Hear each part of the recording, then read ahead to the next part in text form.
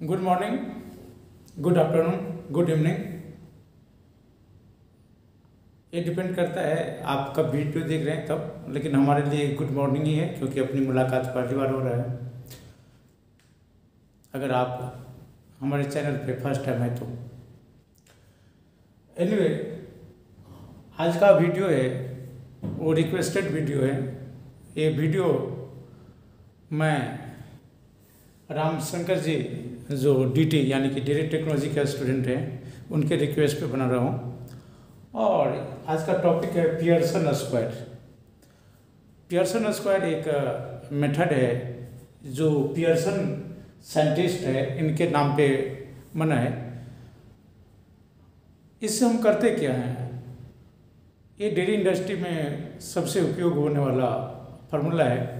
हालांकि आजकल एक्सेल से लंबे लंबे प्रॉब्लम सोल्व हो जाते हैं, लेकिन जिस समय एक्सेल नहीं था उस समय लोग कैलकुलेटर और कॉपी और कलम से स्टैंडर्डाइजेशन मिल्क इंडस्ट्री में करते थे। उस समय ये बहुत ही काम का था। आज भी हम एक्सेल पे इस फार्मूला को यूज़ करते हैं और वेरी क्विकली रिजल्ट तक पहुंचाते हैं। तो पियर्सन स्क्वायर का एप्लीकेशन स्टैंडर्डाइजेशन के लिए करते हैं। स्टैंडर्डाइजेशन जनरली मिल्क और भी बहुत सारे डेयरी प्रोडक्ट्स में किया जाता है। तो स्टैंडर्डाइजेशन का मतलब क्या है? स्टैंडर्डाइजेशन का हम रफली देखें तो इसका मतलब होता है एडजस्टमेंट करना। तो एडजस्टमेंट किस चीज़ का? तो दो पैरामीटर मिल्क में बहुत इंपॉर्टेंट है डेयरी के स्टूडेंट के लिए और डेयरी टेक्नोलॉजी या डेयरी इंडस्ट्री के लिए। वो है फैट और एसएनएफ, सॉलिड नॉट फैट। हम इस फैट और एसएनएफ पे फोकस नहीं करेंगे क्योंकि हमारा टॉपिक है पियर्सन। तो एडजस्टमेंट, अब दो तरह का एडजस्टमेंट हो सकता है। समटाइम्स हमारा रिक्वायरमेंट होता है कि फैट कम करना, समटाइम्स रिक्वायरमेंट होता है फैट को बढ़ाना, समटाइम्स रिक्वायरमेंट होता है कि एसएनएफ को हमको बढ़ाना है, समटाइम्स रिक्वायरमेंट होता है एसएनएफ को घटाना है, या समटाइम्स ये भी हो सकता है दोनों को बढ़ाना है, समटाइम्स दोनों को घटाना है, या दोनों का कोई भी कम्बिनेशन हो सकता है, एक को बढ़ाना हो एक को घटाना। तो कम्बिनेशंस, तो अलग अलग कम्बिनेशन हो सकता है। मिला जुला के आपके पास दो पैरामीटर्स हमेशा रहेगा, वो फैट और एसएनएफ। समटाइम्स बढ़ाना रहेगा, समटाइम्स घटाना रहेगा, और इसके साथ रहेगा आपको क्वांटिटी। तो अब क्वांटिटी भी हम दो तरीके से आता है जनरली डेयरी इंडस्ट्री में, वॉल्यूम और केजी। वॉल्यूम लीटर्स में ले सकते हैं या अलग अलग यूनिट में ले सकते हैं, लेकिन हम इस स्टैंडर्डाइजेशन में और पियर्सन में क्वांटिटी को केजी में ही यूज़ करेंगे। यानी कि पियर्सन स्क्वायर में आपको क्वांटिटी केजी में ही लेना है, और अगर फैट और एसएनएफ है तो आपको परसेंटेज में लेना है। भले ही आप परसेंटेज का सिंबल दीजिए या न दीजिए, लेकिन हेडिंग आपका परसेंटेज रहेगा। लेकिन एप्लीकेशन में अगर आप कैलकुलेशन करेंगे तो ओवरऑल परसेंटेज का यूज करना ही पड़ेगा। तो फैट और एसएनएफ में दो केस आएगा। मैंने क्या लिखा, फैट और एसएनएफ। या तो फैट रहेगा या एसएनएफ या फिर दोनों, और दोनों कॉम्बिनेशन में से कोई भी बढ़ सकता है और कोई भी कम हो सकता है, ये ध्यान रखना है। तो हम दो केस आएगा, एक राइजिंग का एक लोअरिंग का, एक इंक्रीजमेंट और एक डिक्रीजमेंट। एक इंक्रीज के लिए एक डिक्रीजमेंट के लिए रहेगा। लेकिन अब सवाल होता है कि हम इंक्रीजमेंट और डिक्रीजमेंट क्यों करें? तो ये जो है, और अगर करें तो उसका पैरामीटर क्या होगा, लेवल क्या होगा? तो इसको हम कहते हैं डिजायर्ड वैल्यू। डिजायर्ड वैल्यू, एक वैल्यू आपको दिया रहेगा, उस वैल्यू तक आपको करना है। तो वो वैल्यू आप कैसे डिजाइन करते हैं? क्या आप डिजाइन करते हैं? तो वो अलग अलग केस हो सकता है एज पर रिक्वायरमेंट। रिक्वायरमेंट किसका हो सकता है? समटाइम्स लीगल रिक्वायरमेंट है। आप अलग अलग लीगल में देखते हैं कि अलग अलग लीगल में आपको अलग अलग रिक्वायरमेंट मिलेगा, तो ये लीगल हो सकता है। आपके कंपनी का एसओपी हो सकता है, गवर्नमेंट का एसओपी हो सकता है, तो अलग अलग एसओपी हो सकता है। या फिर sometimes voice of customer, customer का वॉइस, इसका मतलब होता है कस्टमर का नीड क्या है उसके अनुसार। तो समटाइम्स आप जब डेयरी में आगे आएंगे तो आप देखेंगे कि अलग अलग एरिया में हम अलग अलग कंपनी अलग अलग रेशियो रखता है, डिपेंडिंग अपॉन कस्टमर्स का चॉइस, कस्टमर का नीड, कस्टमर का रिक्वायरमेंट्स एंड समटाइम्स मार्केटिंग को भी ध्यान में रखते हुए ये हम करते हैं। या प्रिस्क्राइब्ड, जो प्रिस्क्राइब्ड दिया हुआ है उस लेवल तक हम स्टैंडर्डाइज करेंगे। तो ये मोटा मोटी हम पियर्सन स्क्वायर में जो यूज होने वाला पैरामीटर था उस पर हमने डिस्कस किया। अब सीधे हम आते हैं पियर्सन स्क्वायर पे।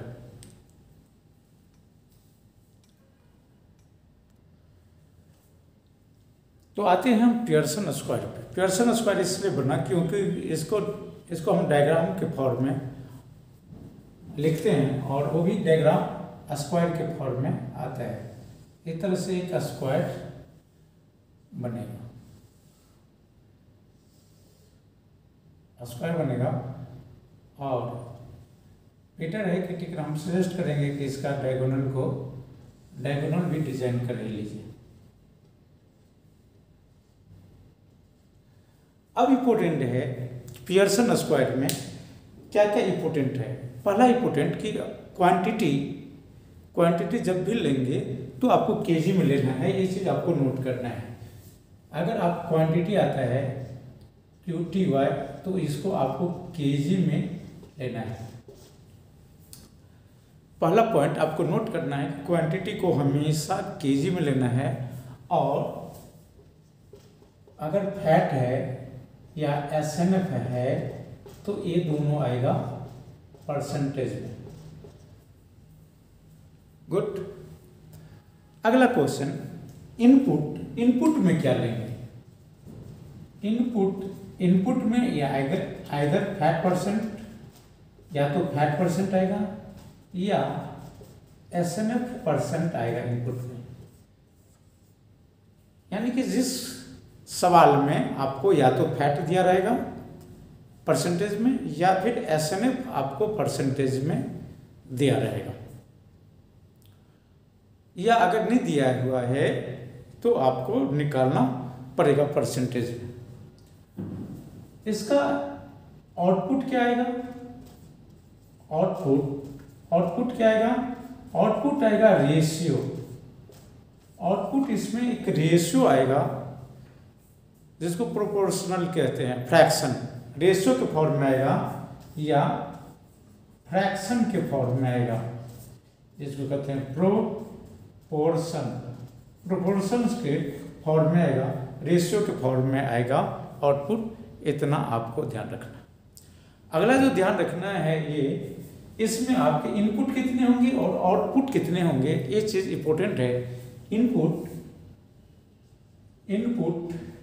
मिनिमम कितने होंगे, एक इनपुट होगा। तो अगर एक इनपुट होगा तो आउटपुट कितने होंगे, तो आउटपुट हो जाएंगे आपके दो। इनपुट एक होंगे तो आउटपुट जनरली दो होंगे, दो के अलग अलग पैरामीटर्स हो सकते हैं। या अगर इनपुट आपके दो होंगे तो आउटपुट जनरली कितने होंगे, एक होंगे। इसका मतलब क्या है, इसका मतलब आप मान लेते हैं कि एक मिल्क को, जो हाई फैट मिल्क है उसको ब्रेक कर रहे हैं। एक मिल्क है हाई फैट है, इसको आप ब्रेक कर रहे हैं, तो हो सकता है स्किम मिल्क बने और क्रीम बने। मिल्क को आप ब्रेक किए, स्टैंडर्डाइज किए हाई फैट को, तो स्किम मिल्क बना लिए और क्रीम बना लिए। तो यहाँ आप देख रहे हैं कि इनपुट एक है, आउटपुट दो बना, स्किम मिल्क। दूसरा रिवर्स केस देखिए कि आपके पास लो फैट है और क्रीम है, और यहाँ से आपने इसको मिक्स कर दिया और एक फिर हाई फैट मिल्क बना। तो इस कंडीशन में आप देख रहे हैं कि आपके पास एक इनपुट से 2 आउटपुट हो सकता है और 2 आउटपुट से एक इनपुट हो सकता है। एनीवे, इसमें मैक्सिमम पियर्सन मैक्सिमम 2 आउटपुट के लिए 2 इनपुट आ सकता है और मैक्सिमम 2 आउटपुट आ सकता है। अब सवाल आता है कि हम इनपुट को कहाँ लिखें और आउटपुट को कहाँ लिखें, यानी कि जो डाटा दिया हुआ है उनको कहाँ लिखें और जो डाटा निकालना है उनको कहाँ लिखें, ये इम्पोर्टेंट है। तो इनको हम देखते हैं कि पियर्सन स्क्वायर पे हम कैसे इनपुट को और आउटपुट को सेट करेंगे और एग्जाम्पल भी देखेंगे और आपके द्वारा, यानी कि रामशंकर जी जो हमें एग्जाम्पल भेजे हैं उस एग्जाम्पल को भी हम सोल्व करेंगे। तो रामशंकर जी, ठीक है ना, वंस अगेन आपको गुड मॉर्निंग एंड आपके पूरे फ्रेंड्स को मेरे तरफ से गुड मॉर्निंग्स। तो हम पहले कंसेप्ट को समझते हैं, पियर्सन स्क्वायर के कंसेप्ट को।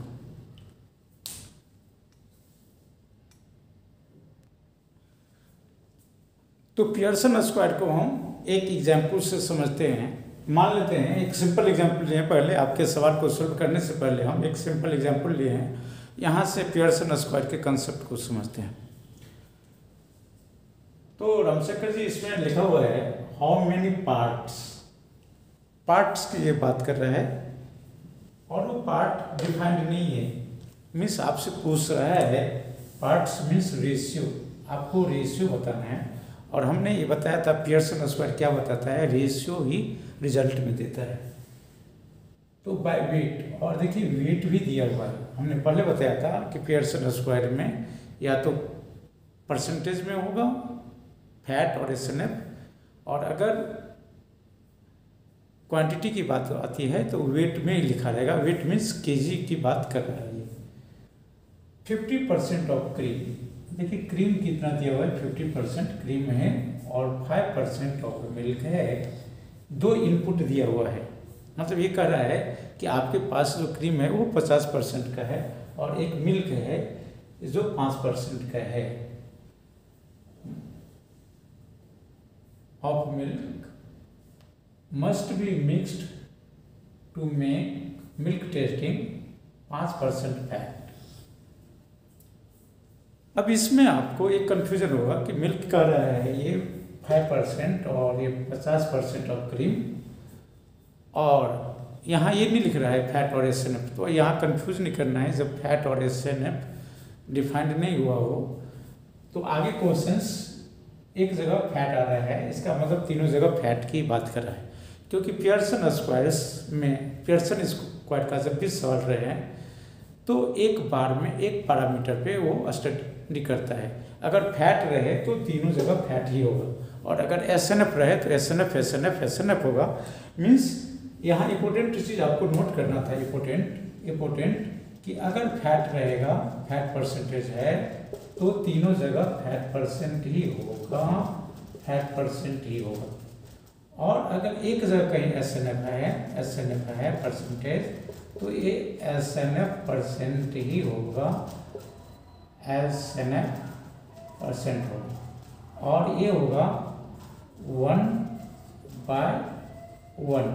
मीन्स एक बार में एक स्टेप्स में पियर्सन स्क्वायर में या तो हम फैट से रिलेटेड प्रॉब्लम को सॉल्व करेंगे या एसएनएफ से रिलेटेड प्रॉब्लम को सॉल्व करेंगे। एक इक्वेशन केवल फैट्स के लिए ही बनेगा, और अगर एसएनएफ से रिलेटेड कोई प्रॉब्लम है तो एक अलग इक्वेशन एसएनएफ के ले रहेगा। तो एक बार अगर फैट लिखा हुआ है मतलब ये 50% क्रीम में फैट की बात हो रही है, और 5% ऑफ मिल्क मतलब उस मिल्क में फैट 5% है, और आपको ये 5% लिखा है हमने, इसको आपको 6% कर दीजिए, दोनों 5% है, इसको हमें 6% करना है। और इसमें आपको एक चीज़ और इम्पोर्टेंट ध्यान देना है कि आपका जो रिजल्ट है वो हमेशा मिनिमम और मैक्सिमम के बीच में यहाँ सेंटर में आएगा। यहाँ रिजल्ट, आपका रिजल्ट इसी सेंटर में आएगा। आपका जो प्रोडक्ट होगा वो हमेशा मिनिमम और मैक्सिमम पैरामीटर के बीच में होगा। इसका मतलब अगर 50% क्रीम दिया हुआ है और 5% मिल्क दिया हुआ है तो इस दोनों से इसके बीच में कोई भी रिजल्ट आप ला सकते हैं। 5% ला सकते हैं, 6% ला सकते हैं। 5% लाने के लिए आपको कोई रिक्वायरमेंट ही नहीं है। 6% ला सकते हैं, 7% ला सकते हैं, 10% ला सकते हैं, लेकिन 50% से एबव नहीं ला सकते। ये लॉ ऑफ मिक्सिंग का प्रिंसिपल है कि आपका जो रिजल्ट है वो अपर लिमिट और लोअर लिमिट के बीच में वैरी करेगा। मतलब अगर आपको इस सवाल में पूछ दें कि 60% हमको क्रीम लाना है तो डायरेक्ट हम नहीं ला सकते स्टैंडर्डाइज किए हुए। इसके लिए फिर क्रीम को सेपरेट करना पड़ेगा। तो लेकिन इस मेथड से, सिंपल मेथड से हम 50% क्रीम से 60% क्रीम नहीं ला सकते हैं इस फार्मूला से। तो इसके बीच में ही रिजल्ट आपका वैरी करेगा।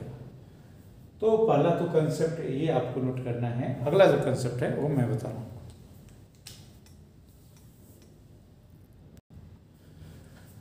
तो चलिए इसको हम सॉल्व करते हैं और कैसे सॉल्व करते हैं, और जब सॉल्व करेंगे तो आपके पास क्या क्या कन्फ्यूजन आएगा वो भी हम डिस्कस करते हैं कि क्या क्या कन्फ्यूजन आएगा। सबसे पहले हमको इनपुट लिखना है। तो इनपुट को हम कहाँ लिखें ये हमारे लिए इम्पोर्टेंट है। इनपुट को 3 पॉइंट पे हम लिखते हैं। एक हमारा ए पॉइंट है, एक हमारा बीच वाला पॉइंट है और ये हमारा ये है। मीन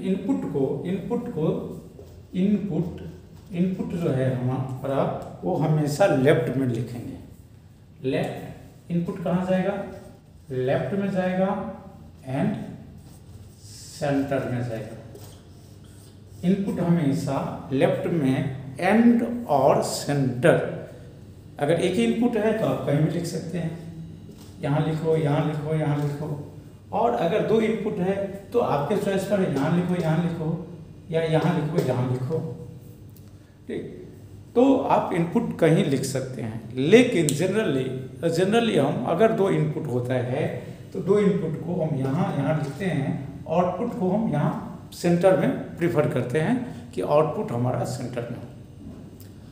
और बेस्ट तरीका ये है कि हम एक तरफ मैक्सिमम, मिनिमम और एक तरफ मिडिल वैल्यू को हम सेंटर में लेते हैं, तो ये हमारा कैलकुलेशन में बेस्ट होता है। अदरवाइज हम किसी को भी कहीं लिख सकते हैं। तो अपने पास कोई लिमिटेशन नहीं है कि हम 50% को, अगर चाहें आप 50% यहाँ लिखिए, 50% यहाँ लिखते हैं। चलिए हम परसेंटेज में लिखते हैं, आप समझे 50%, और 5% को यहाँ लिखें तो आपके पास ऑप्शन है कि 6% को यहाँ लिखें। या अगर हम 5% को यहाँ लिखें तो आपके पास ऑप्शन है कि 50% को हम यहाँ लिखें और 6 को हम सेंटर में लिखें। तो ये जो बन रहा है इसका मतलब इस केस में आपका इनपुट ये हो गया, इनपुट ये हो गया, इनपुट, और ये जो है आपका, ये है आपका आउटपुट। तो कैलकुलेशन में आसान होगा जब आप मिडिल वाला, सेंटर वाला वैल्यू को यहाँ लिखिए, और ये हमको लाना है, यानी कि हमारा आउटपुट यही हमको चाहिए। अगर ये मिलेगा तो अपना काम हो जाएगा। अब अगर इतना लिख लिए तो बुक में क्या करता है, यहाँ ए लिखता है, बी लिखता है, सी लिखता है, डी लिखता है, ई लिखता है, एफ लिखता है। इस पे आपको जाना नहीं है।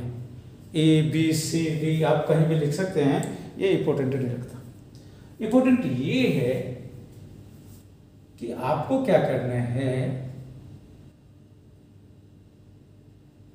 डायगोनली जाइए और डायगोनल में आपको 2 वैल्यू मिल रहा है। देखिए 5 और 6 है। अब ये इम्पोर्टेंट है, दोनों का डिफरेंस लेना है।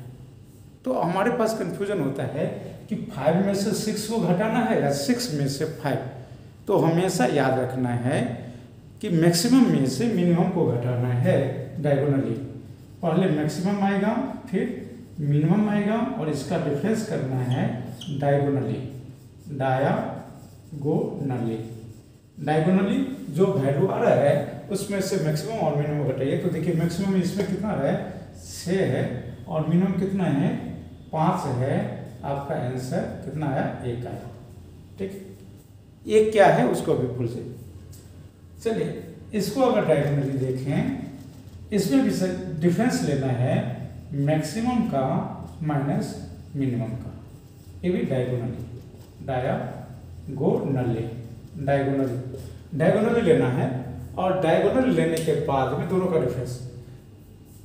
तो मैक्सिमम देखिए 50 और 6, 50 एंड 6 में से आपको मैक्सिमम कौन है आपको पता चल गया। 50 मैक्सिमम है और 6 मिनिमम है, तो इसमें से घटा दीजिए। 50 में से 6, ये हो गया 44। तो इसका ये मतलब हुआ, कि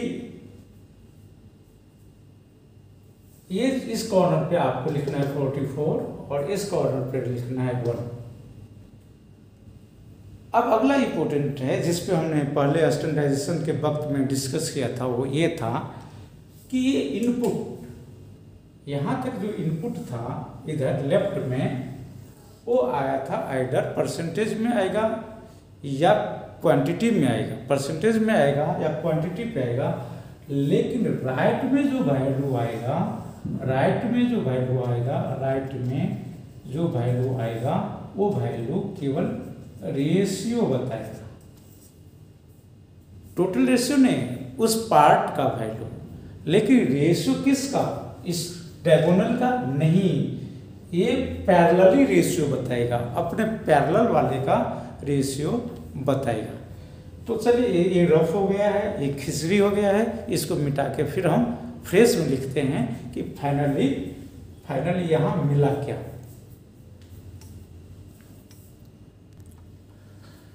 तो चलिए हम देखिए हम क्या किए हैं अभी तक। इसको डायगोनली डिफरेंस लिए, लेकिन बड़े को पहले में से हमने क्या किया, छोटे को घटाया, यानी कि 50 पहले बड़ा वाला को लिखेंगे, माइनस डायगोनली से लिखे, ये आपका आया 44। और ये जो डायगोनल है इस दोनों का डिफरेंस लेंगे, लेकिन बड़े वाला में से छोटे वाले को घटाएंगे, यानी कि 6 में से 5, यानी कि ये 1। याद रखना है कि ये वैल्यू हमेशा पॉजिटिव हो, आपको हमेशा पॉजिटिव वैल्यू ही लेना है। ये अब जो इसका मतलब ये हुआ कि आपको 5% वाला जो मिल्क है वो 44, ये क्या है, पार्ट है। 44 पार्ट आपका 5% वाला मिल्क लेना है, और जो आपका क्रीम है वो 1 पार्ट लेना है, 1 पार्ट। इसका मतलब ये आपका जो रिजल्ट है वो कितना पार्ट बन रहा है, वो रिजल्ट कितना पार्ट बन रहा है, तो रिजल्ट बना 44 + 1, यानी कि 45 पार्ट आपका ये बन रहा है। अगर क्वांटिटी दिया होता, इसी पार्ट को अगर मल्टीप्लाई कर देते तो आपको क्वांटिटी मिल जाता। इसका मतलब पहले क्या था, देखिए यहाँ परसेंटेज में था, यहाँ परसेंटेज में था, यहाँ परसेंटेज में था, लेकिन जो हमारा रिजल्ट निकल रहा है वो रेशियो में है। तो ये हमारा रेशियो में आया, कितना पार्ट कौन बना रहा है। तो इसी पार्ट से आप सॉल्व कर लेंगे प्रॉब्लम को।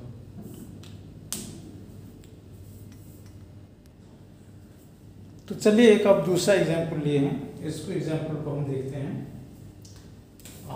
एक क्वेश्चन है, हाउ मेनी केजी इज, पहला है आपको 30% ऑफ क्रीम,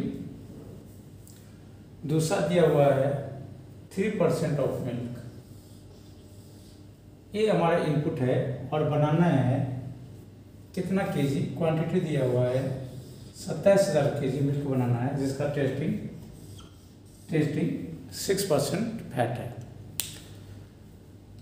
तो जो आपके पास कंफ्यूजन है वो ये होना चाहिए, पहला तो ये कि 30% जो क्रीम है इसका मतलब एक जगह फैट दिया हुआ है, तो हमने बताया था अगर फैट परसेंट क्वेश्चन में एक बार दिया हुआ है इसका मतलब तीनों जगह फैट परसेंट दिया हुआ है, क्योंकि पियर्सन स्क्वायर में या तो एक बार में फैट लेंगे तो सबका फैट लेंगे, और अगर SNF लिए हुए हैं तो इसका मतलब हर जगह SNF ही है। तो इसका फैट परसेंटेज का मतलब फैट परसेंटेज और फैट परसेंटेज की बात हो रही है। इसका मतलब हमारे पास जो क्रीम है, एक क्रीम है, वो क्रीम का फैट आपको 30% दिया हुआ है, और जो मिल्क दिया हुआ है मिल्क उसका फैट 3% दिया हुआ है। दोनों को मिलाया गया है और दोनों को मिलाने के बाद आपका जो मिल्क बना है वो 6% का मिल्क बना है, और ये आपका रिजल्ट है। यानी कि इनपुट, इसमें अगर इनपुट की बात करें तो आपका इनपुट, ये दोनों इनपुट है, ये आउटपुट हो रहा है। ये इनपुट है, ये आपका इनपुट है, और ये आपका आउटपुट होने वाला है। लेकिन रिजल्ट हमारा रिजल्ट चाहिए किस में चाहिए, QTY में चाहिए, क्वांटिटी, और केजी में चाहिए। तो इसका मतलब है कि आपका जो रेशियो आएगा, रेशियो को क्या करना है, QTY में कन्वर्ट करना होगा, क्योंकि पियर्सन स्क्वायर में आपको आंसर हमेशा रेशियो में आएगा। तो रेशियो को हम क्या करेंगे, क्वांटिटी में कन्वर्ट कर लेंगे। तो देखते हैं इसको हम, इस इनपुट को, इसका मतलब इसमें 2 इनपुट है और एक आउटपुट। अगर इस तरह का है तो बेटर है आपके लिए कि हम आउटपुट को सेंटर में लिखेंगे, तो आपको गुना भाग करने में थोड़ा आसानी होगा। अदरवाइज आउटपुट को आप कहीं भी लिख सकते हैं।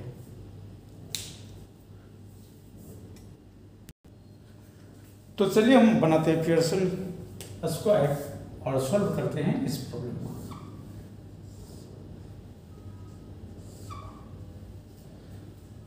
तो चलिए इस बार सबसे पहले ऊपर हम क्रीम घी लेते हैं। क्रीम 30 है, परसेंटेज में दिया हुआ है, घबराने की बात नहीं है। ये क्रीम है आपका, ये इनपुट है, और दूसरा इनपुट मैं यहाँ ले लेता हूँ 3, और ये है आपका मिल्क। ये दोनों आपका इनपुट है, ये दोनों आपका इनपुट है, ये भी आपका इनपुट है, इनपुट। आउटपुट को हम यहाँ ले लेते हैं, आउटपुट है आपका 6% है यहाँ, ये हमारा आउटपुट है, ये आपका आउटपुट है, ये आउटपुट है, ये आपका रिजल्ट है। हम क्या करेंगे, इसको यहाँ से डायगोनली मिला देते हैं। जैसा कि बताए थे पियर्सन में आपको करना क्या है, डायगोनल का डिफरेंस लेना है। डायगोनल का डिफरेंस लेना है, वो भी पॉजिटिव होना चाहिए। तो डायगोनल का डिफरेंस देखिए 3 और 6 का डिफरेंस आया 3, और वो भी लेना है हमको पॉजिटिव, पहला। दूसरा, आप इस डायगोनल का डिफरेंस लीजिए और वैल्यू चाहिए आपको पॉजिटिव में, तो 30 और 6 का डिफरेंस आएगा 24 आया, ये भी पॉजिटिव में लेना है। इसका मतलब है 30 में से 6 घटाना है, 6 में से 30 को नहीं घटाना है, तो ये भी पॉजिटिव। इसका मतलब ये क्या है, आपका पार्ट है, 3 पार्ट। इसका मतलब 3 पार्ट आपका क्रीम होगा, और मिल्क कितने पार्ट होगा, इसका मतलब ये 24 जो है ये पार्ट होगा। इसका मतलब ये हुआ, इसका मतलब हुआ 3 पार्ट ये है, इसका मतलब ये हमारा कितना पार्ट बन जाएगा, 24 पार्ट ये मिलके रिजल्ट हमारा ये है, और रिजल्ट हमारा ये है। तो ये 3 और 24 यानी कि 27 पार्ट, 27 पार्ट ये बनाएगा।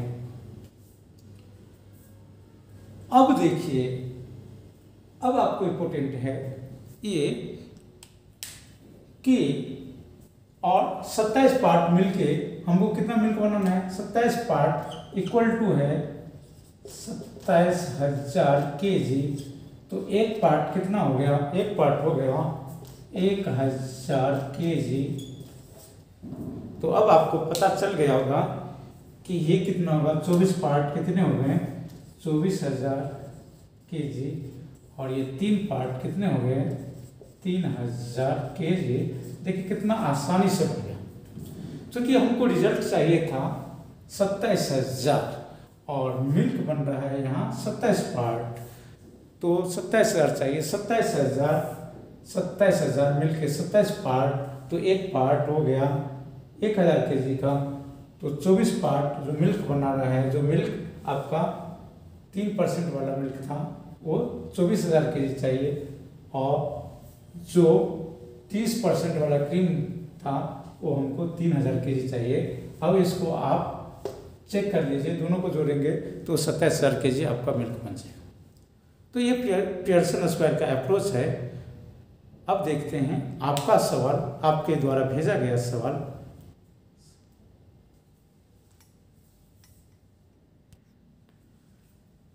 तो आइए, जैसा कि हम बताए थे कि इस पार्ट को, ये सवाल रामशंकर जी आप भेजे हैं हमें व्हाट्सएप पर। तो इस सवाल में आपने लिया है, आपका जो मिल्क है वो 5,000 kg है। इसको नोट करना है कि आपका क्वांटिटी 5,000 kg है, और हमने बताया था कि जब भी क्वांटिटी की बात करेंगे तो kg में करेंगे, तो कन्फर्म हो गया। और आपका जो मिल्क है 6% का मिल्क है जो स्टैंडर्डाइज करना है, is standardise to prepare DTM। आपको 6% का मिल्क है, इसको आप स्टैंडर्डाइज करेंगे, और स्टैंडर्डाइज करने के बाद आपको DTM मिल्क बनाना है। DTM मिल्क बनेगा और 50% फैट वाला क्रीम बनने वाला है, क्रीम। और आपको क्वांटिटी आपको पता करना है कि रिजल्ट में कितना क्रीम निकला क्वांटिटी के तौर में, और क्रीम कितना बना और DTM मिल्क कितना बना, ये नोट करना है। तो फर्स्ट स्टेज में हमने बताया था कि पियर्सन में इनपुट आपको फैट के रूप में दिया हुआ है, फैट परसेंटेज। आंसर निकलेगा पार्ट में, रेशियो में निकलेगा, लेकिन फाइनली रेशियो को हम क्वांटिटी में कन्वर्ट कर देंगे। तो इसमें देखिए आपका 2 चीज़ है। तो इसमें सबसे गौर करना क्या है, इम्पोर्टेंट ये है कि आप पियर्सन स्क्वायर बनाइए, और पियर्सन स्क्वायर में लेफ्ट में इनपुट लिखना है, 1, 2 और 3 इनपुट लिखना है। और तीनों इनपुट देखिए आपके पास 6% है, और 1.5% है, और 50% है। तो हमने बताया था आपको कि सबसे बेस्ट तरीका है कैलकुलेशन के लिए कि देखिए 3 है, 6%, मिन 1.5% और 50%। कौन इनपुट है कौन आउटपुट, इसको अभी 1 मिनट के लिए भूल जाइए। आप देखिए सबसे मिनिमम कौन है, तो मिनिमम को आप कहीं लिख लीजिए। लेट हमने मिनिमम को यहाँ लिखा, 1.5 लिखा यहाँ नीचे, और इसमें से मैक्सिमम जो है 50 यहाँ लिखा, और जो मिडिल वैल्यू है उसको हमने सेंटर पे लिख दिया से। इससे कैलकुलेशन में आसान होगा, आप ऊपर नीचे कहीं भी लिख सकते हैं। तो ये 50% क्या है, यानी कि ये क्रीम है। 50% ये जो निकला है आपका वो क्रीम है, और ये जो आपका निकला है 1.5% ये आपका DTM है, और 6% जो निकला है वो आपका मिल्क है। लेकिन इम्पोर्टेंट ये है, आपको ध्यान रखना पड़ेगा, ये जो क्रीम है ये आपका आउटपुट है, ये लास्ट में आपको बन के आएगा, और DTM है ये आपको आउटपुट है, और हमने सेंटर में जो लिया है ये आपका इनपुट है। इसका मतलब ये हुआ कि आपका यही मिल्क और क्रीम और DTM, ये total DTM plus cream milk के बराबर होगा क्वांटिटी। अगर हम क्वांटिटी की बात करें तो क्वांटिटी इसी दोनों के समरी के बराबर होगा। तो आपको ये ध्यान रखना है कि ये जो मिल्क है यही मिल्क आपको क्रीम और DTM बनाना है। तो पहला हम क्या काम करेंगे, पहला काम हमने बताया था कि डायगोनली हम डिफरेंस निकालेंगे डायगोनली।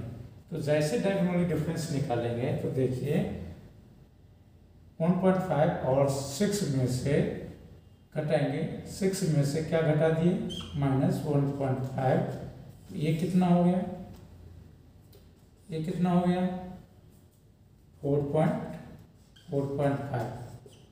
ये जो आ रहा है इधर आपका फैक्ट है परसेंटेज में, लेकिन इधर जो रिजल्ट आएगा वो पार्ट में आएगा। क्लियर, ये इंपॉर्टेंट है। अब आपको 50 में से 6 को घटाना है, इधर जो आ रहा है रेशियो वो आएगा आपको कितना 44।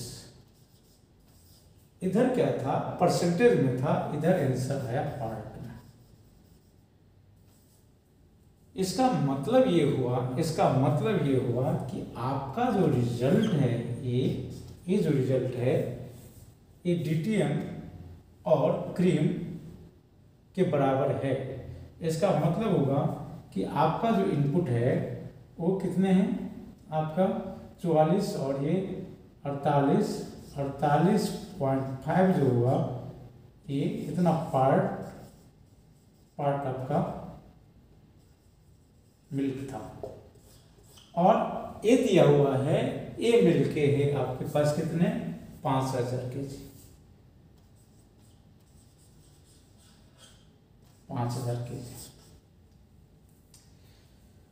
तो ये कितने हो जाएंगे, तो सिंपल सा सवाल है कि अगर ये 5000 kg 48.5 पार्ट मिलके 5000 kg है तो 44 पार्ट कितने होंगे, ये आप आसानी से कैलकुलेट कर लेंगे।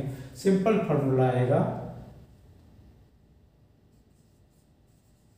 5000 बट्टा 48.5 इंटू 44 कर देंगे, 44 कर देंगे तो हमारा DTM निकल जाएगा। और इधर 5000 बट्टा 48.5 गुने 4.5 कर देंगे तो आ जाएगा। या दूसरा ट्रिक, अगर हमको एक पता चल गया तो दूसरा डायरेक्ट कर लेंगे, 5000 में से घटा देंगे। अगर हमको पता चल गया कि हमारा मिल्क 5000 है और अगर दूसरा वैल्यू हमारा x है तो तीसरा वैल्यू 5000 माइनस x, तो दोनों को हम करके देखते हैं।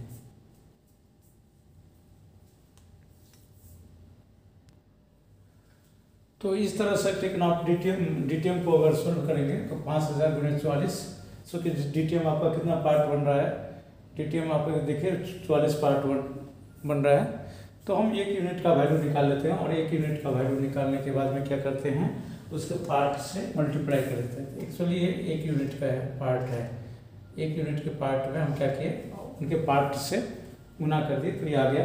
अब इसको अगर जोड़ेंगे तो देखिए अप्रोक्सीमेट आपका आ जाएगा। या दूसरा तरीका ये है